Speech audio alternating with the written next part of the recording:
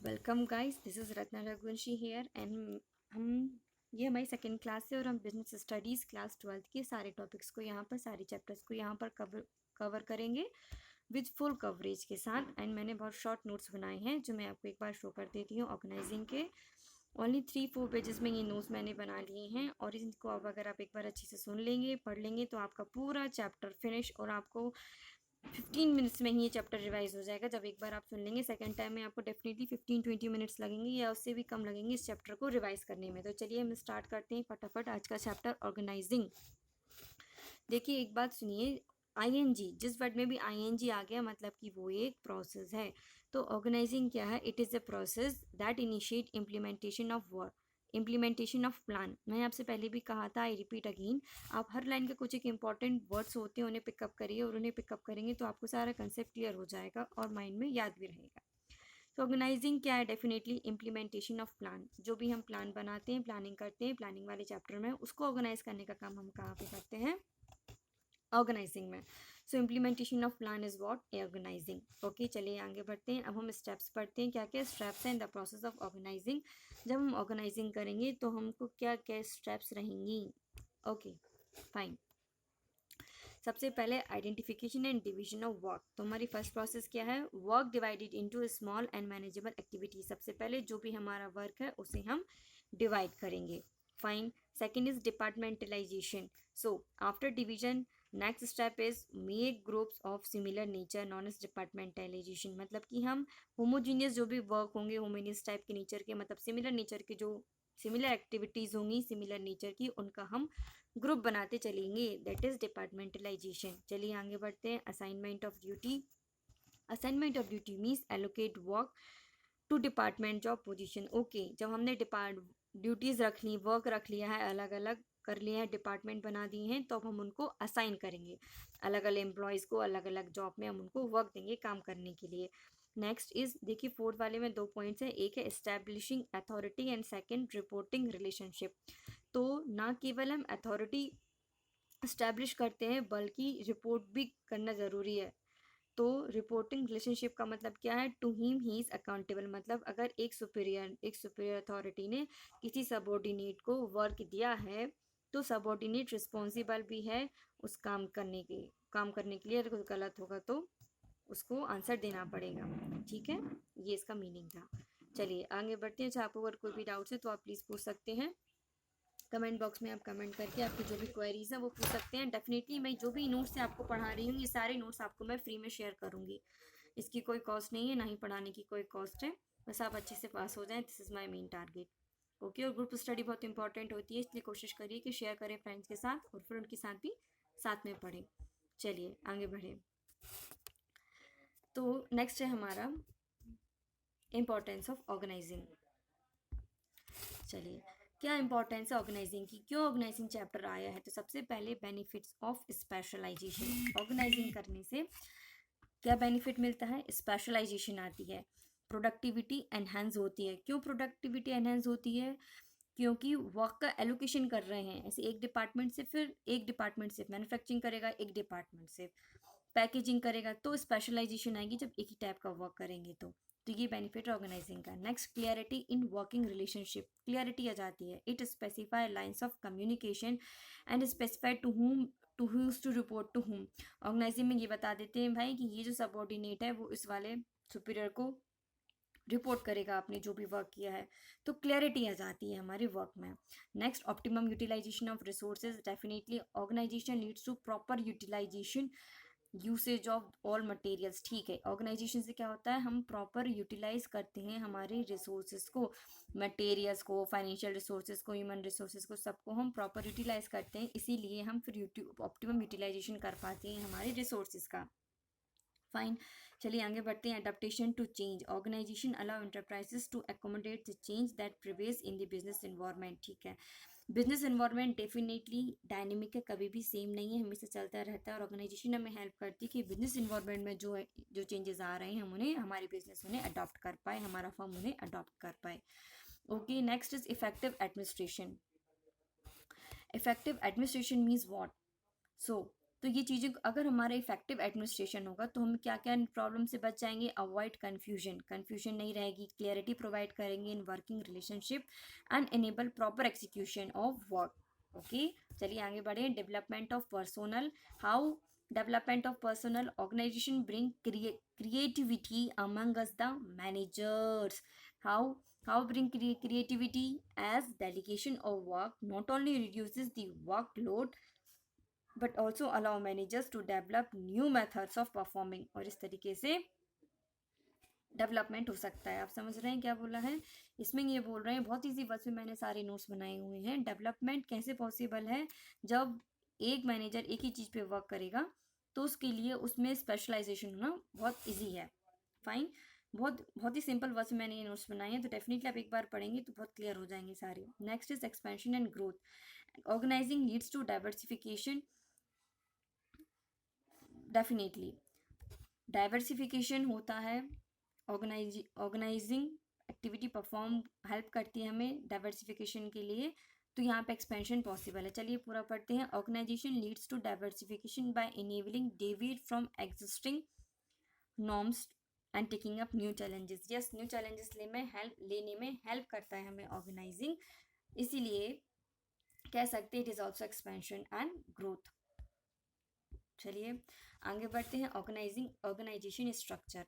Organisation structure क्या है? देखिए एमसीक्यू बेस्ड क्वेश्चंस आएंगे, इसलिए आप किसी भी टॉपिक को इजी ना लें, हल्का ना लें, क्योंकि एमसीक्यू बेस्ड है और 100 मार्क्स तो आपके पूरे ही हैं। और आज हम ऑर्गेनाइजिंग कर रहे हैं और उसके बाद प्लानिंग करेंगे, तो ये दोनों हमारे 14 मार्क्स के चैप्टर हैं, 14 मार्क्स का वेटेज है इनका, जो हमारा कंप्लीट हो जाएगा। इसके पहले हमने मार्केटिंग चैप्टर पढ़ा है, वो मैंने बहुत कम टाइम में कंप्लीट करवा दिया है, और कैरी 10 मार्क्स, तो प्लीज़ आप वो भी जाके देख लीजिए। वो भी मैंने बहुत कम 60 to 65 पेजेस का चैप्टर बहुत कम टाइम में कंप्लीट करवा दिया है, 14-15 पेजेस हैं नोट्स के उसमें। चलिए, ऑर्गेनाइजेशन स्ट्रक्चर क्या है? It is the outcome of organizing process. जो भी ऑर्गेनाइजिंग प्रोसेस हम करते हैं उसका जो आउटकम निकल के आता है ना, दैट इज़ ऑर्गेनाइजिंग स्ट्रक्चर। और ऑर्गेनाइजिंग स्ट्रक्चर से हमें क्या मिलेगा? इंक्रीज प्रॉफिटेबिलिटी हमारी इंक्रीज हो जाएगी। चलिए आगे बढ़ते हैं। As organizing grow, this is organizing ING, organizing, ठीक है। तो एज ऑर्गेनाइजेशन ग्रोज,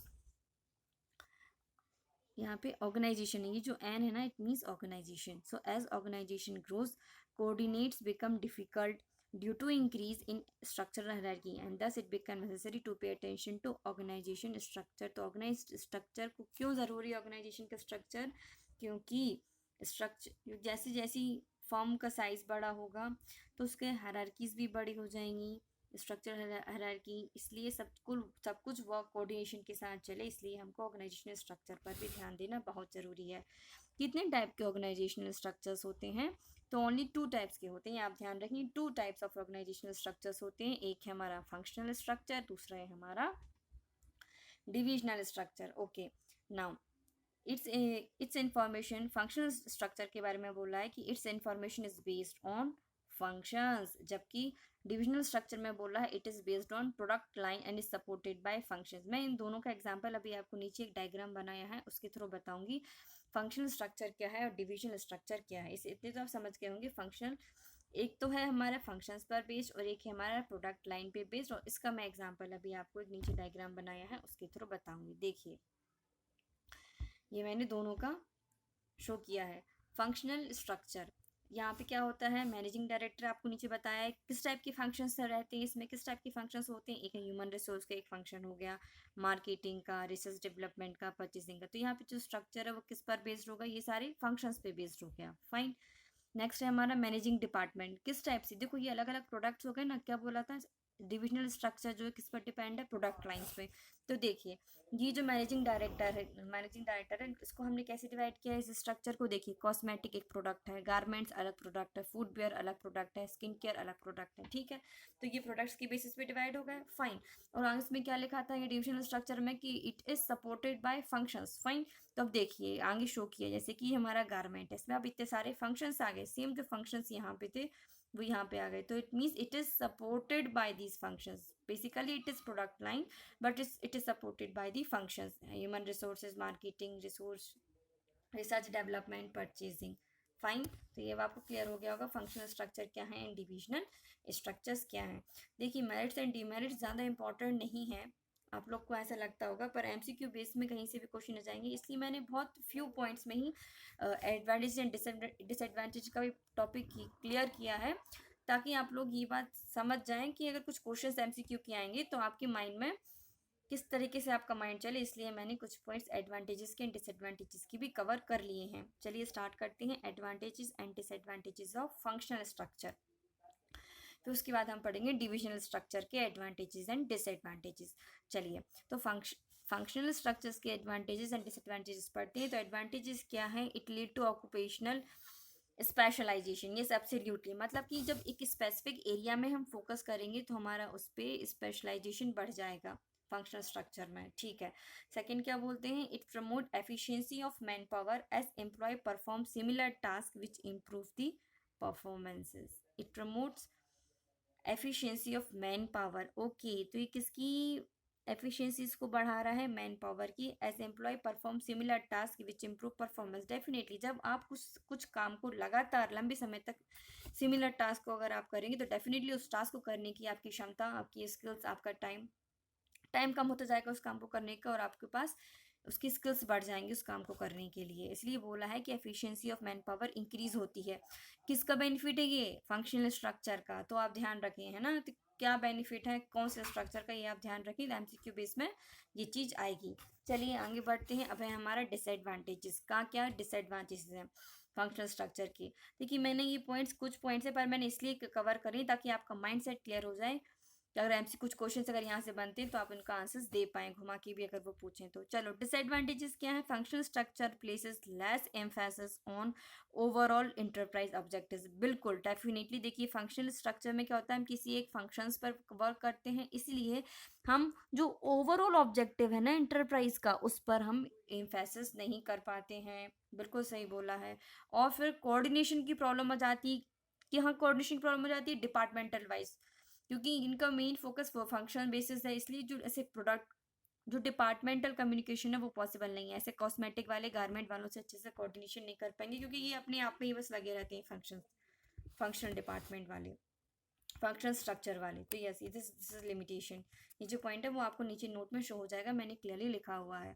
चलिए आगे बढ़ते हैं। अब हम पढ़ते हैं advantages and disadvantages of divisional structure. Fine, अब एडवांटेजेस क्या हैं डिविजनल स्ट्रक्चर के। सबसे पहले है profit are accountable as revenues and cost related to different departments can be easily identified and assign to them. Yes, most important benefit is accountable, profits are accountable here, क्योंकि जो revenue और जो cost है, देखिए सब departments यहाँ पे different departments को सबको अपने अपना जिम्मा सौंप दिया है, इसलिए यहाँ पर रेवेन्यू एंड कॉस्ट को हम रिलेट कर पाते हैं कि किस रेवेन्यू एंड ये जो कॉस्ट है वो किस डिपार्टमेंट से रिलेटेड है, इसलिए हम यहाँ पे प्रॉफिट को अकाउंटेबल इजीली कर पाते हैं। जबकि ये जो पॉइंट है वो फंक्शनल स्ट्रक्चर में ये बेनिफिट हमारे पास नहीं था।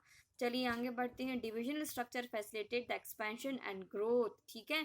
फिर ये जो डिविजनल स्ट्रक्चर है ना, ये क्या फैसिलिटेट करता है हमको, expansion and growth. How, as new division ideas are added here, यहाँ पे जो न्यू डिविजन आइडियाज हैं वो यहाँ पे एडिट हो जाते हैं without interrupting the existing operation, क्योंकि यहाँ पे हर डिपार्टमेंट को अलग अलग अपना राइट दिया जाता है। चलिए आगे बढ़ते हैं। Disadvantages of divisional structure. तो पहला डिसएडवांटेज ये है, the structure leads to increase in cost. Yes absolutely, divisional structure में इंक्रीज होता है cost, why, due to duplication of resources. Increase हुआ है कॉस्ट, क्यों, मेन कारण क्या है, डुप्लीकेशन ऑफ प्रोसेस रिसोर्सेज होता है इन वेरियस डिपार्टमेंट, इसलिए यहाँ पे यार ये कॉस्टली तो है। फाइन, आगे बढ़ते हैं। conflict among different division with reference to allocation of funds and further particularly division may seeks profit at the cost of other। yes, तो यहाँ पे conflicts आ जाता है regarding allocation of funds।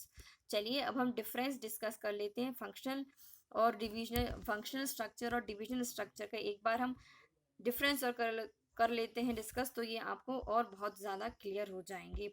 चलिए तो बेसिक क्या है, फॉर्मेशन। फंक्शनल स्ट्रक्चर का बेसिस क्या है, फॉर्मेशन का, फंक्शन ही इसका बेस है फॉर्मेशन का, और जबकि डिविजनल में क्या है, प्रोडक्ट लाइन। ये पॉइंट हम पढ़ चुके हैं। चलिए आगे बढ़ते हैं। स्पेशलाइजेशन, तो स्पेशलाइजेशन कहाँ पे करते हैं, फंक्शनल स्ट्रक्चर में, फंक्शंस में करते हैं, और डिविजनल स्ट्रक्चर में कहाँ फोकस करते हैं, कहाँ स्पेशलाइजेशन करते हैं, प्रोडक्ट्स में।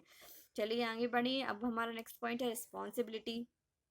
तो डिफिकल्ट हो जाता है यहाँ पे रिस्पॉन्सिबिलिटी डिपार्टमेंट वाइज। अगर हम डिपार्टमेंट वाइज देखेंगे तो फंक्शनल में डिफिकल्ट हो जाता है, क्योंकि देखिए यहाँ पे तो फंक्शन बेस ही वर्क हो रहा है, तो ये डिपार्टमेंटली कैसे फिक्स कर पाएंगे रिस्पॉन्सिबिलिटी, जबकि यहाँ पे डिपार्टमेंटल ऑर्गेनाइज स्ट्रक्चर में हमारा तो वर्क ही होता है डिपार्टमेंटल वाइज, प्रोडक्ट वाइज, इसलिए यहाँ पे इजी हो जाता है रिस्पॉन्सिबिलिटी को असाइन करना। चलिए आगे बने। कॉस्ट तो देखिए अभी हमने एक टॉपिक पीछे पढ़ा था, उसमें लिखा था कि due to duplication of work it is costly. Yes, तो वही पॉइंट इधर रिपीट हो गया है कि डिविजनल स्ट्रक्चर में कॉस्टली है और फंक्शनल स्ट्रक्चर ये इकोनॉमिकल है, दैट इज कॉस्टली नहीं है। क्यों? क्योंकि यहाँ पे कोई डुप्लीकेशन नहीं होता, नो डुप्लीकेशन ऑफ वर्क।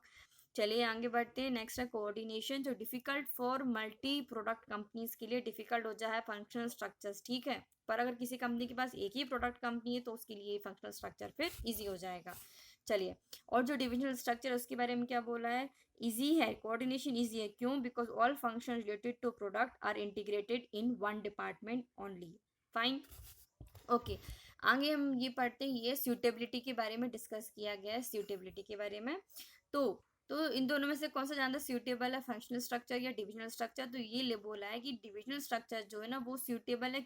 कब सूटेबल है divisional structure? For those business enterprises where large variety of products are manufactured. आपसे एमसीक्यू में पूछ सकते हैं कि which structure is beneficial for those enterprises where large variety of products are manufactured. तो आपको वहाँ आंसर देना है डिविजनल स्ट्रक्चर। फाइन, चलिए आगे बढ़ते हैं। अब हम न्यू टॉपिक स्टार्ट कर रहे हैं and that is the formal organization and informal organisation.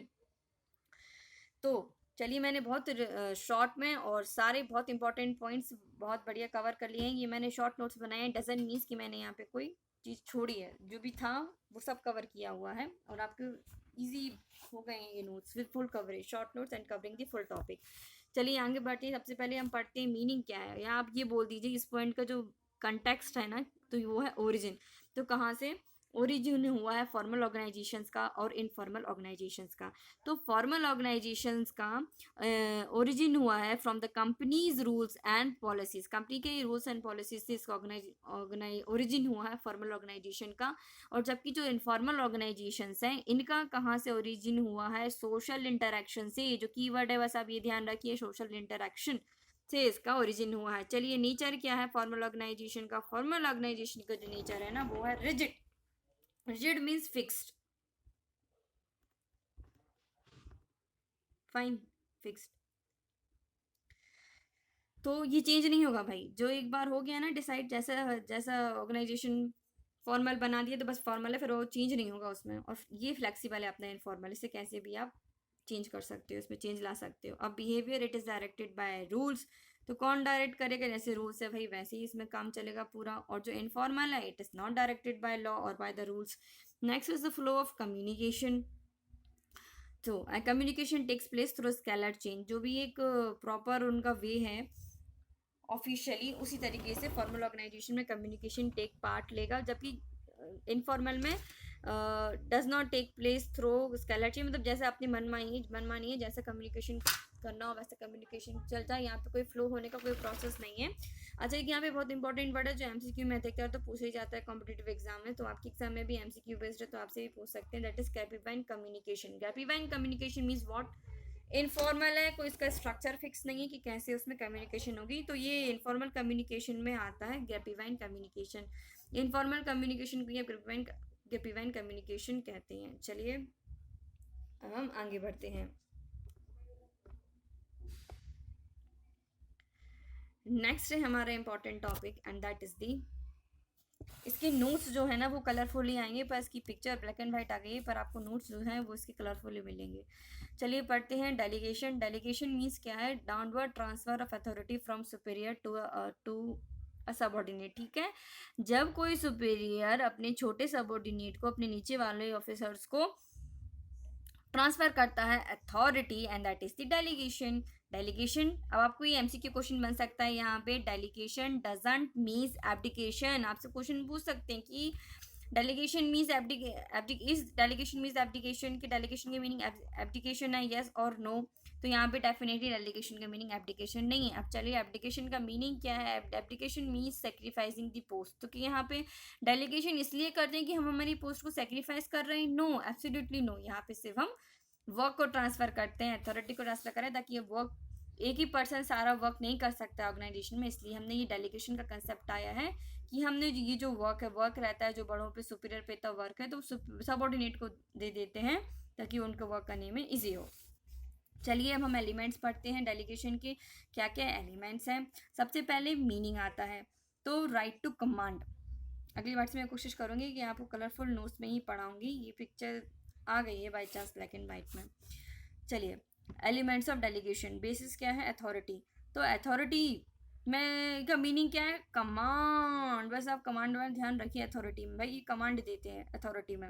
Next क्या है? Responsibility, obligations to perform assign task. ये सब एब्सोल्युटली अगर आपको कोई रिस्पॉन्सिबिलिटी मिलती है तो उसका मतलब ये होता है कि आपके पास ऑब्लिगेशन है कि आपको वो टास्क परफॉर्म करना है। और अकाउंटेबिलिटी के लिए बस आप एक वर्ड ध्यान रखें, आंसरेबिलिटी, मतलब कि आपको आंसर देना पड़ेगा for the outcome of assigned work. अगर आपकी माने आपको कोई वर्क सौंपा है और अगर वो आपने जैसा भी किया है तो उसके लिए आप ही आंसरेबल हैं। Fine, okay. चलिए, next is delegation. So authority is delegated absolutely, authority को हम डेलीगेट करते हैं। जो रिस्पॉन्सिबिलिटी की वो कभी भी एंटायरली डेलीगेट नहीं कर सकते हैं, प्लीज नोट करें ये पॉइंट को। डेलीगेट तो कर सकते हैं रिस्पॉन्सिबिलिटी को, बट कभी भी एंटायर डेलीगेट नहीं कर सकते। और अकाउंटेबिलिटी जो है ना, it can not be delegated. तो क्वेश्चन आ सकता है कि विच अथॉरिटी, रिस्पॉन्सिबिलिटी, अकाउंटेबिलिटी में से इनमें से कौन सी चीज को हम डेलीगेट कर सकते हैं। तो ये आपका बिल्कुल एमसीक्यू बेस्ड क्वेश्चन डेफिनेटली बन सकता है। चलिए, next is the origin. So authority कहाँ से अराइज होती है? फॉर्मल पोजीशन से। और रिस्पॉन्सिबिलिटी कहाँ से अराइज होती है? Delegated authorities. और ये arises from, accountability arises from responsibility से। ठीक है, अब लास्ट हमारा पॉइंट है वो है फ्लो। तो उसमें क्या है? अथॉरिटी में फ्लो कैसा है? डाउनवर्ड। और जबकि रिस्पॉन्सिबिलिटी और अकाउंटेबिलिटी में जो हमारा फ्लो है वो है अपवर्ड। बस दो हैं, सबऑर्डिनेट से सुपीरियर से सबऑर्डिनेट में अथॉरिटी है। देखिए, जब भी अथॉरिटी है तो ऊपर वाला ऑफिसर ही छोटे वाले ऑफिसर को वर्क देगा, है ना। तो इसलिए सुपीरियर टू सबऑर्डिनेट है। रिस्पॉन्सिबिलिटीज जो है उस, और जो अकाउंटेबिलिटी है वो जो छोटे वाले सबऑर्डिनेट है वो सुपीरियर को आंसर देंगे और जो भी उनको वर्क दिया था उसके लिए। चलिए नेक्स्ट पढ़ते हैं। एक है हमारा डिसेंट्रलाइजेशन। देखिए दोनों वर्ड सेम लगते हैं, डेलीगेशन एंड डिसेंट्रलाइजेशन, जबकि दोनों वर्ड्स अलग अलग हैं। प्लीज आप कंफ्यूज ना हो जाएं, इसलिए आप डिसेंट्रलाइजेशन को ध्यान से सुनिए। डिसेंट्रलाइजेशन क्या है? Decision making authority is shared with the lower level. देखिए डेलीगेशन में क्या था, हम जो वर्क कर रहे थे ना उसे हम डेलीगेट कर रहे थे, जबकि डिसेंट्रलाइजेशन में क्या है, हम सिर्फ ओनली डिसीजन मेकिंग को, जो अथॉरिटी होती है उसको हम डेलीगेट करते हैं। चलिए एक बार और पढ़ लेते हैं, डिसेंट्रलाइजेशन क्या था, डेलीगेशन क्या था। तो देखिए, downward transfer of authority from superior to the subordinate. तो ये बहुत बड़ा वर्ड आ गया कि अथॉरिटी है बस। और जबकि डिसेंट्रलाइजेशन में क्या है? डिसेंट्रलाइजेशन फिक्स है कि जो डिसीजन मेकिंग अथॉरिटी है उसको ही हम शेयर करते हैं। ठीक है, चलिए स्पेसिफिक है मतलब डिसेंट्रलाइजेशन में कि जो डिसीजन मेकिंग अथॉरिटी है वही शेयर होती है। चलिए, और जबकि अब देखिए एक डिसेंट्रलाइजेशन से जुड़ा हुआ एक वर्ड और है, वो है सेंट्रलाइजेशन। ये भी उतने इंपॉर्टेंट जितना कि इंपॉर्टेंट डिसेंट्रलाइजेशन है। देखिए डिसेंट्रलाइजेशन और सेंट्रलाइजेशन एक दूसरे के अपोजिट है। सेंट्रलाइजेशन मतलब क्या होता है? Decision making authority lie with the top management only. और डिसेंट्रलाइजेशन में क्या था? यहाँ पे हम अथॉरिटी को शेयर करते हैं। चलिए नेक्स्ट पॉइंट पढ़ते हैं। डिफरेंस आ गया बिटवीन डेलीगेशन एंड डिसेंट्रलाइजेशन, ये एब्सोल्युटली इंपॉर्टेंट है। नेचर क्या है? डेलीगेशन हमारा कंपलसरी है। देखिए कोई भी एक बंदा सारा काम नहीं कर सकता, इसलिए डेलीगेशन करना बहुत ज़रूरी है। और जबकि डिसीजन मेकिंग प्रोसेस वो उसके हाथ में है, वो उसे दूसरों को देना है कि नहीं देना है। दूसरों को भी मतलब पूरा डिसीजन मेकिंग कुछ हिस्सा दे देते हैं, आप भी डिसाइड करो। तो ये ऑप्शनल है डेफिनेटली कि देना है कि नहीं देना है डिसीजन करने के अथॉरिटी किसी और को। चलिए फिर नेक्स्ट है freedom of action, more control by superior. जब हम डेलीगेट करते हैं वर्क तो सुपीरियर यहाँ पे बहुत कंट्रोल करता है, जबकि डिसेंट्रलाइजेशन में लेस कंट्रोल करते हैं। क्यों? क्योंकि यहाँ पे जो हम डेलीगेट कर रहे हैं वो डिसीजन मेकिंग की अथॉरिटी ही तो डेलीगेट कर रहे हैं, तो इसलिए यहाँ पे जो सुपीरियर वाला वर्क है वो कम हो जाता है। नेक्स्ट है स्कोप। यस, डेलीगेशन का स्कोप बहुत नैरो है और यहाँ पे वाइड है। रीजन यही है डिसेंट्रलाइजेशन में वाइड क्यों है? क्योंकि यहाँ पे जो बहुत बड़ा अहम हिस्सा है डिसीजन मेकिंग अथॉरिटी वो हम ट्रांसफर कर रहे हैं। चलिए नेक्स्ट है purpose, to less the burden of manager. Yes, delegation का प्रोसेस का मकसद ही क्या है? मैनेजर के बर्डन को लेस करना। इसलिए डेलीगेशन करा जाता है और इसीलिए ये कंपलसरी है। चलिए, जबकि हम पर्पस में अगर देखा जाए डिसेंट्रलाइजेशन में, तो to increase the role of subordinate के रोल को इंक्रीज करने के लिए हम डिसेंट्रलाइजेशन लाते हैं। चलिए, हमारा चैप्टर पूरा कंप्लीट हो गया है। इसके बाद हम पढ़ेंगे प्लानिंग, और आपकी इसी तरीके से सारे चैप्टर्स कंप्लीट हो जाएंगे। अगर आपको अच्छा लगे तो please like, share and subscribe ज़रूर करें। Thank you.